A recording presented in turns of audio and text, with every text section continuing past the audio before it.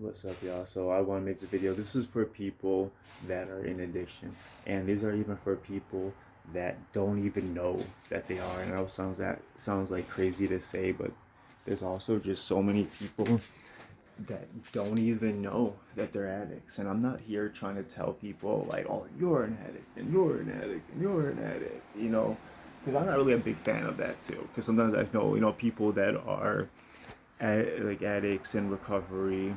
It can be like, well, yeah, I used to do that, but you're an addict too because you drink all this coffee, you love monsters, you go to gym all the time. You're just a different version. You like to smell cotton balls, or not cotton balls, mothballs. Is what I meant to say. And at first, I don't think someone should be trying to like reflect it on somebody.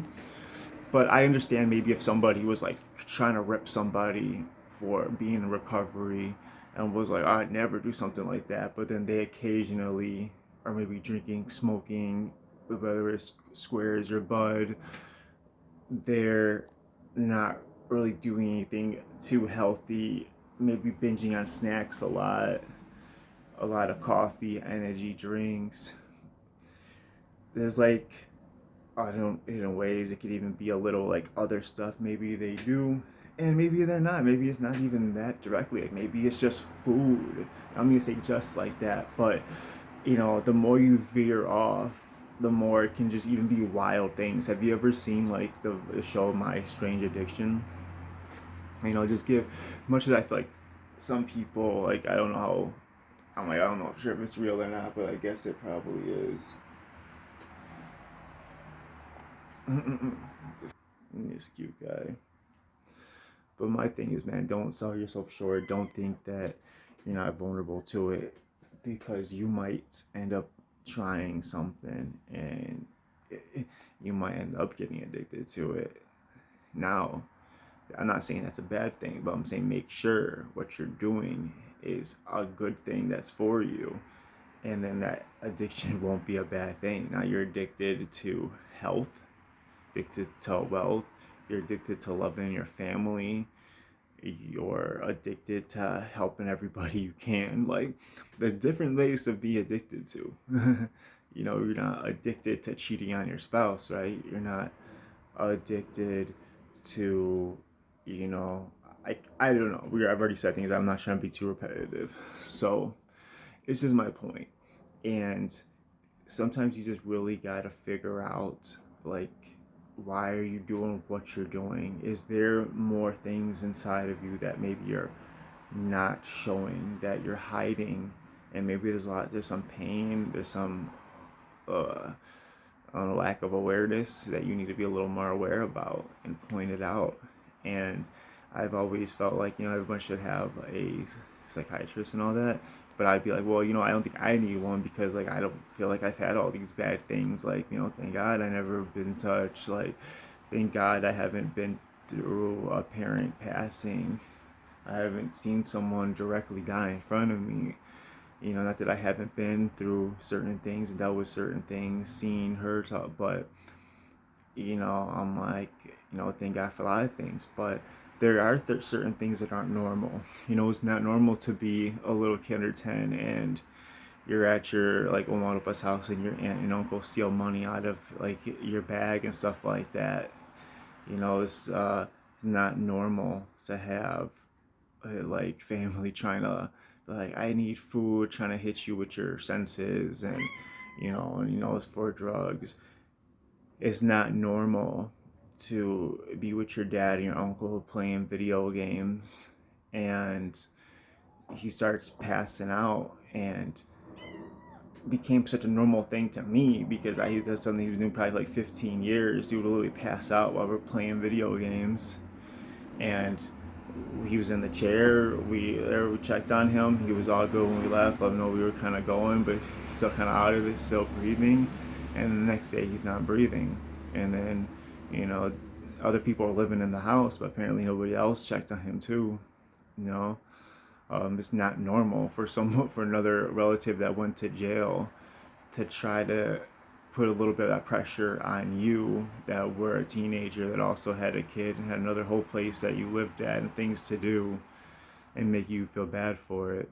You know, it's not normal to walking around with your friends, and you know, I want to do it, but like, I don't know, you got your, like, I can't even hold the phone, but you know, that clucker walk, and then it's really like your aunt, and you guys all, everyone just joking about it, and be like, yeah, you know, that's that, like, I'm about to go get some crab walk and stuff like that, and people be laughing, and then we get close, so we pass each other, you know, I'm not, like, so, I'm always, I'm gonna say hi to each other, so be like, hey, and like, oh shit, like, you really know, like, I said I really knew her.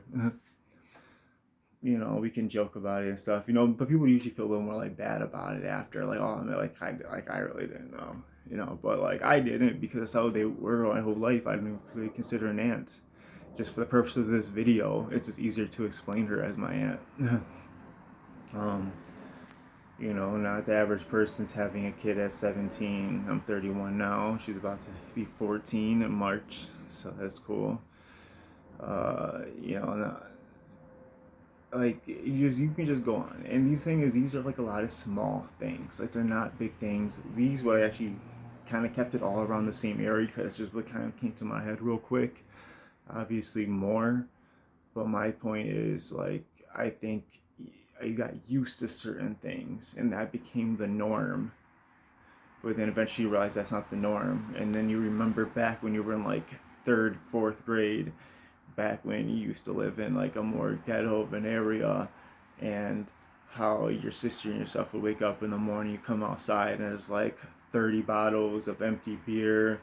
There's a cool looking vase that never had flowers in it, if you know what I mean.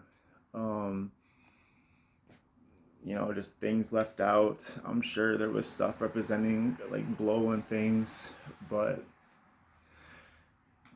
like that's still, you know, just that norm, what that was for you, maybe even kind of funny. You know, you're counting the beer, you're counting who had more, because you're counting what table. You're like, man, does someone really have all the ones here? And who in those two? I'm like, or did they put it here? Like, who had 30 beers and the other one had like 8? You know, like, but like, you know, I guess it wasn't like something you should really be doing in the morning, and I don't think that made like this trauma necessarily, you know, from today, but I think everything has an impact on what you do, what you think, how you are as a person. So I think that is like the importance of talking to somebody to understand, like, also just being in recovery myself. I feel like I'm doing a lot of reflecting. Sometimes when you actually say the things out loud instead of just thinking about it in your head, yeah, I feel like you get a little more like touched and moved by the own thing that you're saying. And I feel like it kind of helped me like process it, you know.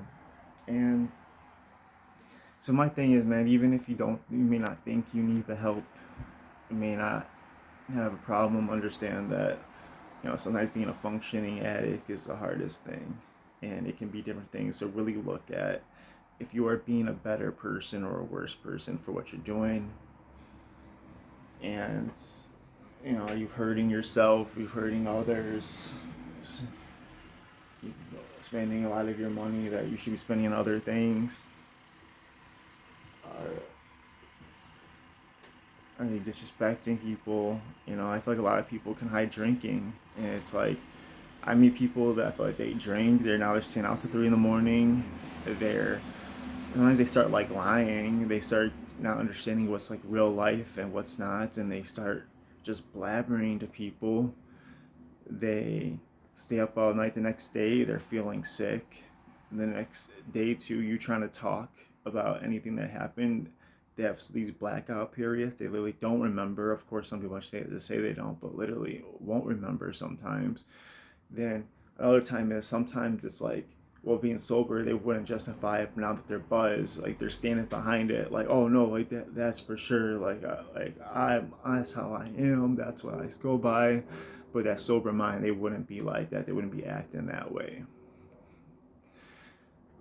And also too, like, I understand that if you're getting off of benzo or alcohol, seizures can be very likely. So you can literally die coming off alcohol. You know, so you talk about how bad fent is. Like, you being on fent, you can literally die. While it's like coming off alcohol, you can also do the same.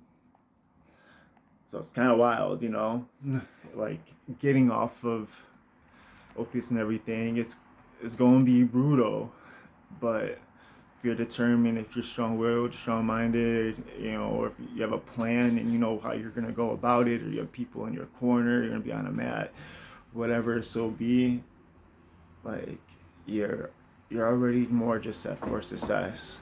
If someone doesn't see it or just be like, well, yeah, I've been doing it, but I'm not that much addicted. But I'm just gonna stop because I need to, or I should, you know. So I'm just gonna do it. And it's like, maybe take it a little more serious and determine. Just make sure you have all your tools. But you have a good one, guys. Be safe. And you know what? Peace and love, man. If you are in addiction, please just reach out to somebody. You know, I would say, no matter the experience I went through in recovery, I've always said I just wish I did it sooner. Like, and I just didn't even know my options that were out there. I really didn't. And you know, I just pray that everybody else gets the energy and the feeling, the strength, the courage within to be able to just make the call, get in, whether you maybe pay it off in the future or try to get some type of scholarship or like a mix. You know, when I went, I got a scholarship, but I still had to pay for my the medicine and stuff. But I took it, you know, because I'm like, man, I'd rather pay for that and be off this stuff than to keep doing it. And then luckily I was able to get on insurance, and that stuff helped. So things did get better, but I didn't wait for everything to be set, me not having to pay for anything for me to do it.